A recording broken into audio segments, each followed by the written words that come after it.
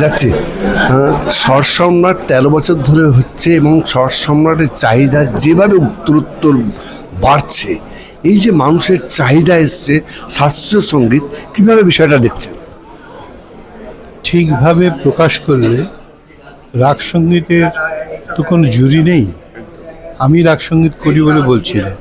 রাগ সঙ্গীত করলে প্রাণশক্তি বাড়ে, পরমায়ু বাড়ে এবং শুনলেও সুস্থ হয়ে যায় লোক। কাজেই এই সঙ্গীত মেডিসিনের মতো কাজ করে। সেই সঙ্গীতের মধ্যে যদি সততা থাকে, 13 বছর ধরে তেজেন এবং তার পরিবার সৎভাবে চেষ্টা করছে, সেটা রিফ্লেক্টেড হয়েছে। এটা যদি করে যেতে পারে, আমার দৃঢ় বিশ্বাস যে তারা 130 বছর এটা হবে, 13 বছর নয়। আমি শুধু একটা বলবো যে নতুন প্রজন্ম কিন্তু অনেক অনেক আগ্রহ দেখাচ্ছে এইখানে। দেখাবে তো নতুন প্রজন্ম, যারা নতুন প্রজন্ম তাদের বুদ্ধি যথেষ্ট আমাদের থেকে বেশি।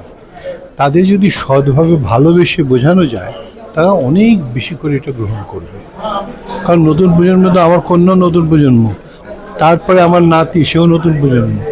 ওরা তো এর মধ্যেই আছে, 16 আনা এটার মধ্যেই আছে। কতটা ডেডিকেটেড হওয়া দরকার নতুন প্রজন্মের এই সঙ্গীতের উপর? মাত্র 24 ঘন্টা, মাত্র 24 ঘন্টা। ডেডিকেটেড কতটা নয়। মাছ জলে থাকলে বাঁচবে, জল থেকে তুলে নিলে মৃত্যু। ধন্যবাদ।